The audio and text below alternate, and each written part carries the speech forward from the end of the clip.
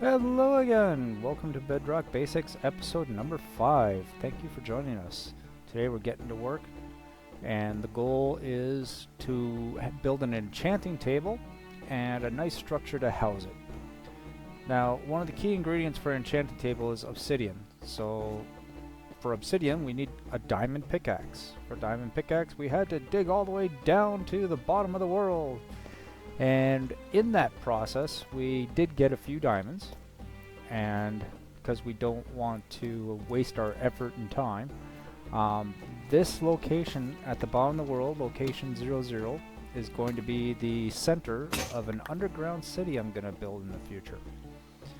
Maybe a dwarven theme, maybe a lost civilization. Not 100% certain yet, but I do know I want it at the bottom of the world, at the 00 location, which is where this fountain drops. And because it's so deep, the fastest way to get down here is just to jump down a hole, and I put water at the bottom so I don't die when I hit the bottom. As you can see, we use scaffolding to get back out, which is the cheapest and safest method, which is just bamboo and string crafted together. Bamboo, very abundant to get and grow. String, most common source is spiders. Spider loot. You can see it takes a little bit to come back up from minus 58 back up to ground level, which as we know is level 63, and I love having my coordinates displayed so I can plan and build accordingly. This is going to be massive. I'm thinking maybe 100 blocks by 100 blocks for the footprint. And that's a heck of a lot of digging. But to do all that, I'm going to need the right tools, including a beacon. So, we're getting an enchanting table together to be able to build that stuff. Now, this is the underwater portal, ruined portal rather, that's out by the shipwreck that I showed in a previous episode. And even though I've got a diamond pickaxe, and we're just crouching on top of a magma block so that we don't generate a breathing problem, you can see it takes forever to dig through the obsidian. It's much faster, much faster to do so on dry land, but I'd have to find another portal out there. And to make my enchanting table, I need 4 obsidian blocks. There's one there, and I already had 3 from chests from looting the portals. So I only had to dig 1 block, and so I'll endure the pain of showing you how long it takes to dig underwater without being enchanted. That gives me my 4 obsidian blocks, along with my diamonds, and I believe it takes 1 book as well. Yes, 1 book, 4 obsidian blocks, 2 diamonds to make an enchanting table. And we have lots of that in storage. In addition to the enchanting table itself, in order to maximize the yield that you can get from the enchanting table, it's going to require 15 bookshelves in a specific orientation around the table. I recommend anyone who's got questions just to look up Wikipedia.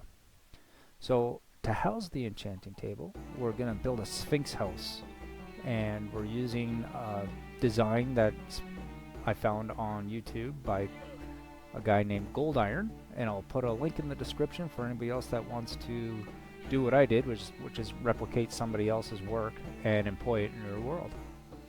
So I've got my enchanting table and my bookshelves, and my beautiful Sphinx.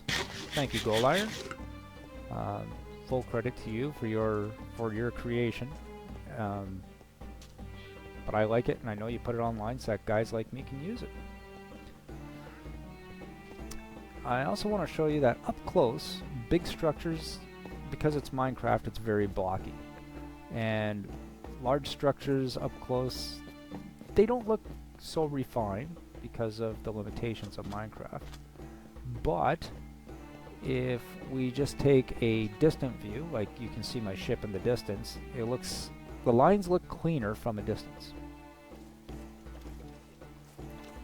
So up close, the Sphinx has all kinds of square, blocky edges, but from far away, it's looking much more polished and is much more clear of what the intention behind it is. You can see this all used to be sand and sandstone here, and I cleared it all off for a location to build this. Plus it gave me all the resources. Now on the interior, you can see the size. It's like 5 wide and just a couple of blocks high, which is all I need. And an enchanting table setup fits perfectly in here. You need 15 bookshelves. I'm going to use 18 just because I like the look of the symmetry of it. And that's just 6 on 3 sides, with the enchanting table placed right in the middle of it all so that it gets empowered by the bookshelves. More details on that can be found on the Minecraft Wikipedia. And that's a maximized bookshelf. Maximized enchanting table right there. And we'll just finish that off with a few more interior decorations. Like we've got a grinding wheel to remove unwanted enchantments and retrieve some experience points. A couple of chests for storage, and I think a crafting table will finish that off nicely.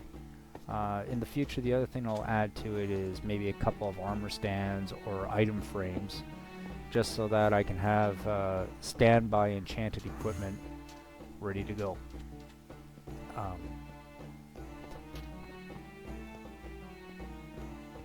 There's a profound difference on how much work you can get done between a normal pickaxe and one that's enchanted with efficiency, or the yields you get with fortune.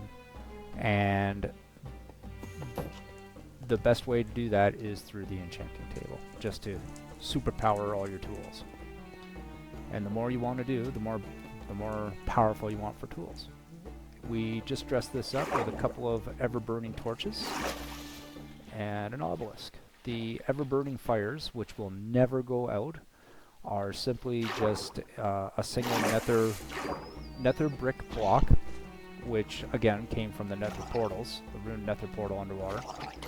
And then you just take flint and steel and light it on fire, and that will never extinguish, not in rain or anything else.